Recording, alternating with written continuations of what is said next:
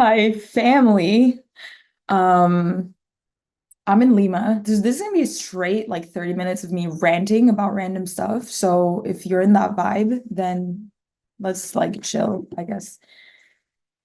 Before I start ranting though, I want to just address like there's so many people who keeps leaving comments about like ASMR content, and I'm so surprised because I feel like I'm horrible at making ASMR videos. So initially I started that because a couple of my favorite friends who make content at all are like spiritual ASMR people. Like so basically they just make ASMR videos, but it's like spiritual content.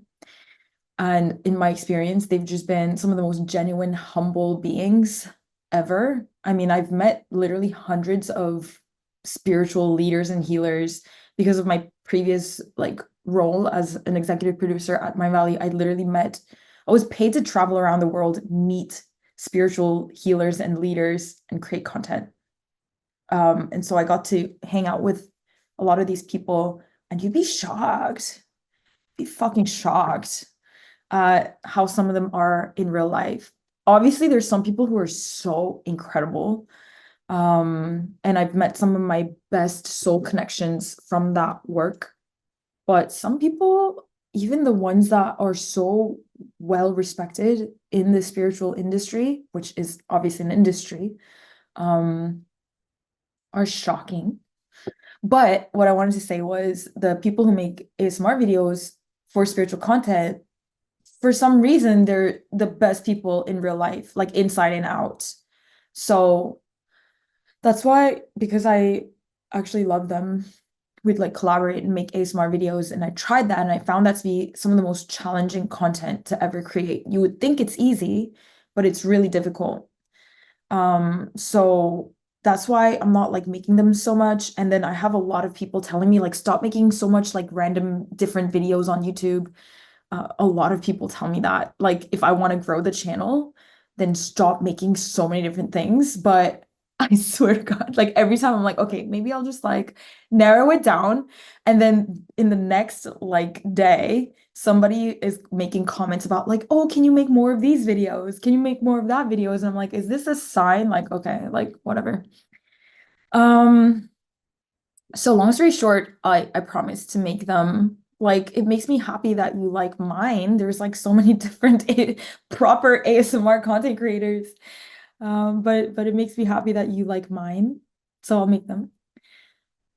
Um, what else? I just honestly I wanted to catch up with you guys before I go off into the dieta, which I'm heading off tomorrow to Iquitos.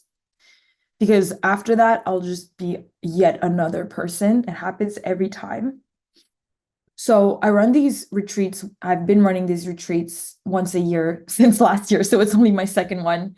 But I'm pretty sure next year I'm gonna run one more ayahuasca retreat, and then might just take a pause, or it's just too much. You know what I mean? It's a lot of work. It's a lot of energy that I put into it. Because if you like, I'm sure you guys can probably tell, like when I put out something, I literally pour my entire oversoul into it. Like I don't put out things unless I'm gonna like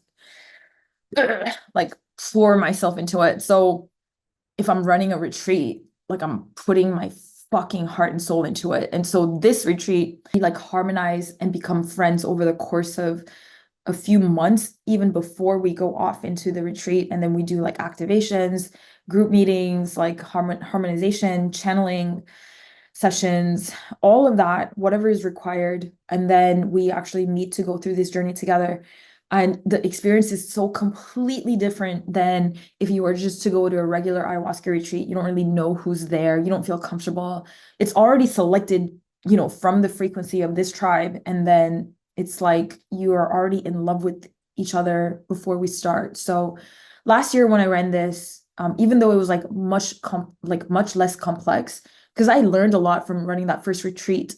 So I changed a lot of things this year. But basically, the shaman that visited that had us, because I'm not running this alone. Like I have a proper ancestral shaman together with me. And he was like, "What in the world did you do with the group?" He was like, "How is it so harmonized?" And he kept saying that to me. And it's really because like 2 days before we meet together, and I dedicate the 2 days for energy work together. we meditate, we activate, we, do a bunch of things to harmonize the group dynamics, have rituals. And then when we go into the ceremonies, it's like we got each other's back and we love each other. And there's like a level of trust, even though in the last year we had a lot of solitude. Um, you still feel like so held and supported by everybody else's who's there. And honestly, when I run these in-person retreats, I'm literally floored. I'm like awestruck at the quality of the people who show up. I'm just so honored to be able to serve you guys who are just majestic light beings. I love you. Okay, so anyway, where do I go from here? Okay, so I already know that when I go in there and come back, I'm gonna be a completely different person. It always happens. I have to say, like, before I got initiated onto this path, which is giving me anxiety attacks, if you guys didn't know, like, basically last year, the shaman literally told me that I'm chosen for this work. And he wouldn't say that lightly. He's a very, very ancestral, traditional, reputable shaman. And he just kind of told me, like, this is like blatantly, obviously, your path. And the plants said the same thing. And me personally was like, what the fuck? I don't want to do that. It's not something that I would want to do. Um, and to move to South America, which feels like so foreign to me, and just get out of my comfort zone to that degree, because I was already like loving what I'm doing before. I have all these other things that I like to do. Um, so anyway, long story short, when I became initiated and then decided to sit with the plants to ask about this, and the plants showed me this entire vision of how they would like me to converge all the other pieces of my mission that I was working on before, such as consciousness assisted technologies, into the plant realm because it's going to harmonize. I was like, oh, okay, in that case, I'll go into this. But then when I came back to Bali to prepare myself to like actually move out of Bali, because I had a base in Bali, that's basically where all of my stuff is, like my life was there. And then when the plants and the shamans initiated me, I was like, I gotta fucking move. Like, you gotta move all the way halfway across the world. I would have like serious anxiety attacks because I didn't want, like, it's just, bro, it's not what I want to do. Okay, I don't want to sound like I'm whining. But anyway, life asks me to do really uncomfortable things, and it's weird because even though there's like certain things that I don't want to do, it's like I'm given the prophecy, I'm given the message, and I'm given the guidance. Usually I'm like totally about that. I'm totally down for it. So for example, with like technology or divination or music, I love it. Like I just love it. So I don't mind throwing myself into it. But when it comes to certain things like the plants or moving to South America or even like the YouTube, like when I first got like the message to create a YouTube channel, I was like, what the fuck? Like, I don't know. I can obviously see why it was supposed to happen. It connects me to like really high quality people. But yeah, that's how I feel currently about that. And then now the plants are like asking me to move to like Costa Rica and Mexico. And I'm like, anyway, I don't really want to be doing that shit. I'm sorry, I don't want to be, I'm tired and I have a lot of stress and I'm breaking out. My face is breaking out. I'm on my moon. I'm gonna get my moon cycle. So basically during the dieta, I'm gonna have my moon cycle, which is gonna be an interesting experience. But I'm gonna be returned to you as a new woman. Anyway, I think there's a big mistake though, because before I got initiated into the plants, I would watch people be literally like obsessed with ayahuasca even before I knew like really what it was, I would just meet people who were just literally obsessed. And then I'd meet people who would do it like every month. And back then, like I just didn't know. Even after I got initiated and I was like, okay, so what do you want me to do? I was asking the shaman, like, so what do you want me to do? He's like, start taking it like every week. And I'm like, what the f I mean, I'm just like, that does not sound normal. Um, and it's funny though, because when I commune with the plants in the States, they tell me that it's not necessary to do it that much. And they tell me also that there's a way in which you could specifically alter your consciousness. If you're already like intuitive and if you're already an oracle, there's a way in which you can like basically train your default state of consciousness so that you can access those states without needing to take it so much. And they were actually telling me about how some of these are kind of like distorted transmissions of what it's meant to be. And a lot of these things are traditional ways that worked like thousands of years back, but we need a new approach now.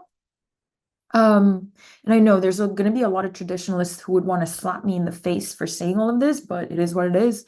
I tend to just like trigger people just by existing, just by just breathing. So yeah, back then I was like, why? Like I thought they were like mentally ill. I was like, why would they take it every single month? But now I understand that's part of the tradition. Uh so my impression, like my first impression of ayahuasca was like, I don't know. Like why is everyone so freaking obsessed?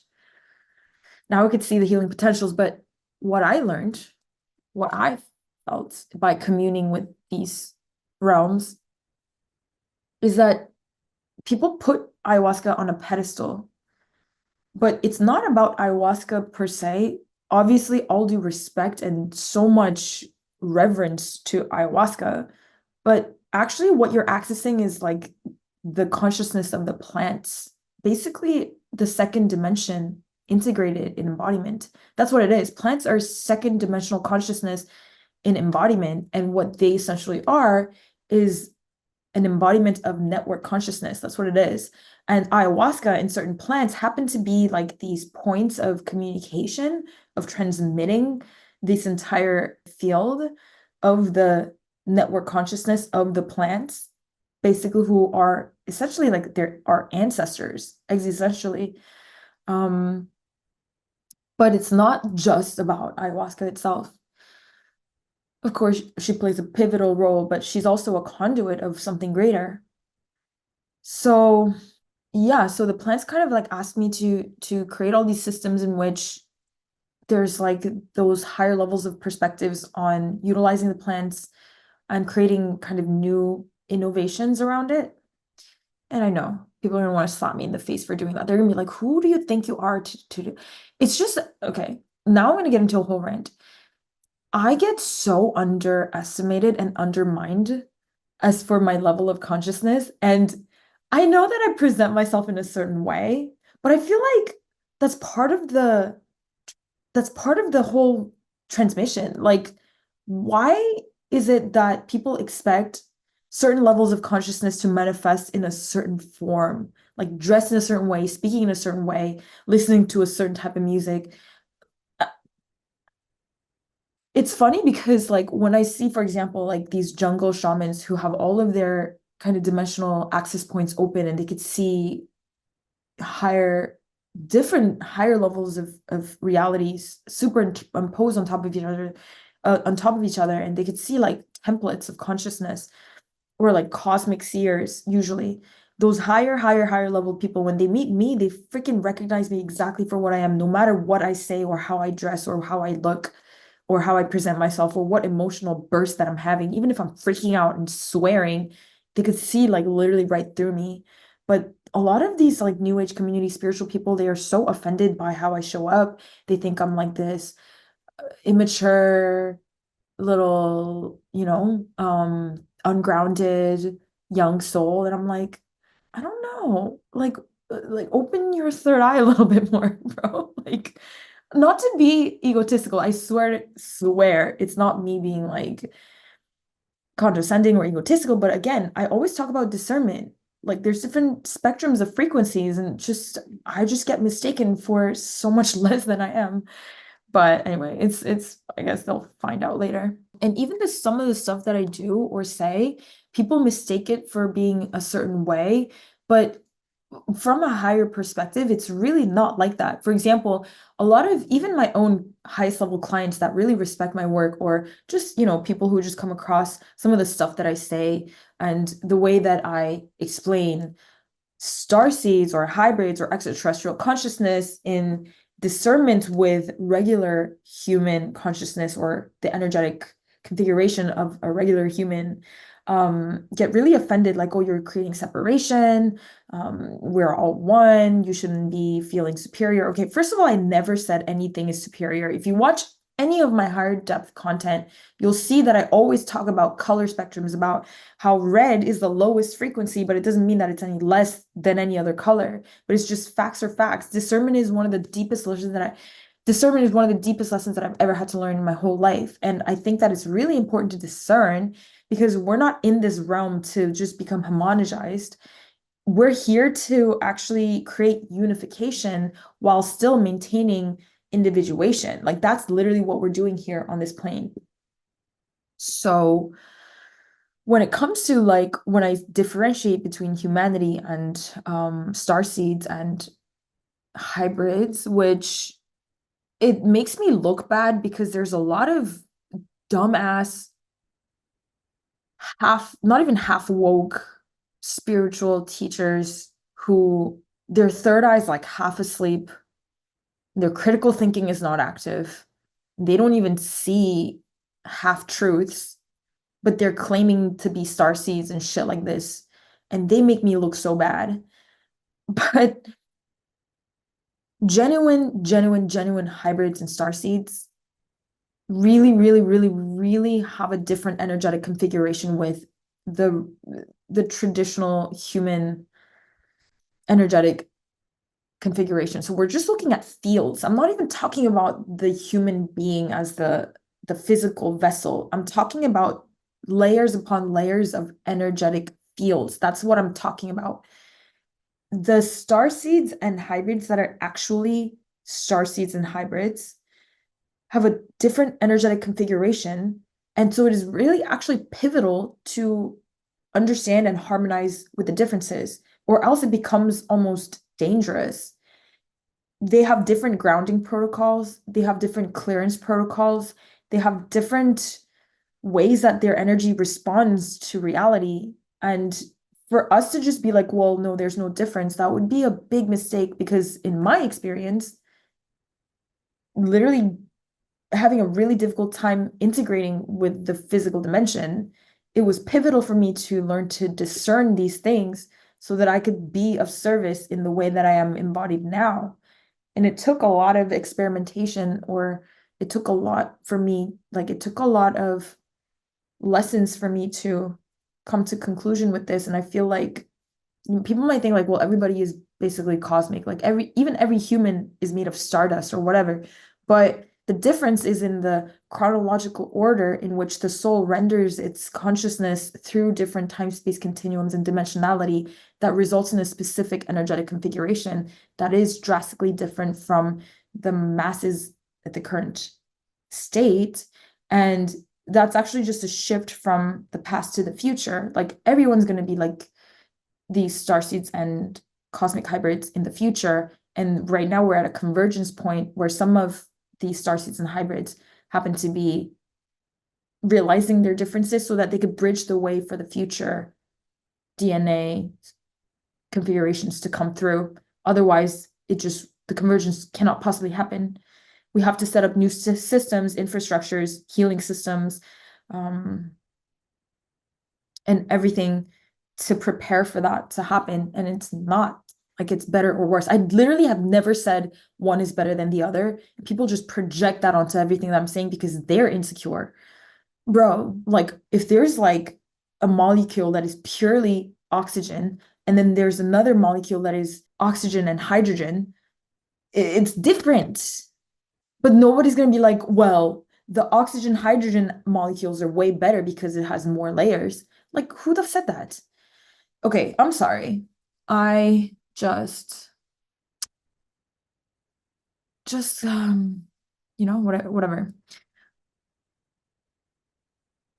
So I don't know if I mentioned this, but basically all of these destiny templates that I've been given, I'm experimenting with what happens if I just say no. And again, I said that when I'm being given like a path or like a mission, I used to just throw myself into it no matter what. But I'm at a point where I'm like, what if I say no? I feel like if I say no and I calibrate my frequency, like another template will come together. That's how I feel about like all the relationships. There's no way in the face of heaven and earth that somebody is just meant to be like your one person and that's it. Like, no, no way. Like, I think that you create te like relationships create templates and you have like harmonic templates, but then things can always change. I think it definitely also depends on the consciousness quotient that a person has. And even me talking about consciousness quotient and basically that every person is rendering a different level of quotient of consciousness. And of course, they can work to build it up, but that's just the truth of how it is. Like, just if you just see somebody's field of energy, you could tell that some people are running a specific level of consciousness quotient. And depending on that, I think you could have a lot of more influence on your free will versus destiny, which a lot of like non-dual purists, which most of you will know I'm like literally obsessed with non-duality. It's been my subject of devotion for the past like decade plus. But a lot of them will be like, there's absolutely no free will. And I don't think I agree with that at all, even though I'm also like obsessed with non-duality. And that's because, as I explained in one of these other videos, that um the whole categorization between free will and destiny itself is a dual concept. Like, I don't understand how non non-duality is such a funny subject to think about because it's like at the heart of non-duality is the ultimate essence of spirituality and physicality. There's really no separation between the two when you get to the ultimate heart of it. But I think the big problem arises when people just start to misinterpret it um, conceptually. And so, for example, when people are like, "Oh, there's no free will, there's only destiny, like there's no such thing as free will." But even that separation is dual. But essentially, I think that I feel like the more conscious you become and the more you tune into like a genuine states of unity consciousness and integrate it back and stabilize, because you could have hours of activations on unity consciousness, but if you don't stabilize and integrate it, it's just going to slide right off of you. Same with literally everything else. Like, you could have 100 ayahuasca ceremonies, you could have 100 near-death experiences, you could have 100 extraterrestrial encounters, but if you don't stabilize and integrate it to your default state of consciousness, it's going to slide right off. So I feel like um, when you actually authentically attune to unity consciousness and you embody it back, that changes you. And that changes your perspectives, it changes your preferences, it changes your desires, the nature of your desires. What you desire could stay exactly the same, but the frequency of what you desire, or the reason why you desire something will change. Something will shift. So it comes to a point where even your lower level desires have a certain validity to them. I mean, I talk about this extensively in my human manifestation course. So I'm not going to go in that too much, but anyway, I'm now experimenting with what will the world do if I say no? And I kept asking the shaman who initiated me, I kept asking him, like, so you keep telling me that I'm meant to serve the plant culture. And then I kept asking, what happens if I say no? Then he didn't respond. But I think I'm learning that I can say no. And then there's a valid reason. If you're actually of a certain level of consciousness, there's a valid reason for why you don't want something or why you do want something. It's not for no reason. So, anyways, I think that that's pretty much it. I hope that this has been any level of substance. I just wanted to like literally say hi before I go off. I know that usually like on Lionsgate, I'll make something really cute, but I don't. I'm gonna be sending you high vibes from the jungle. That's what I'll do. I love you so much. Um, and I'll catch up with you when I'm back. I'll be a completely different person. I can already feel it. Like, I'm gonna be another person yet again. Okay, see you later. Love you. Bye.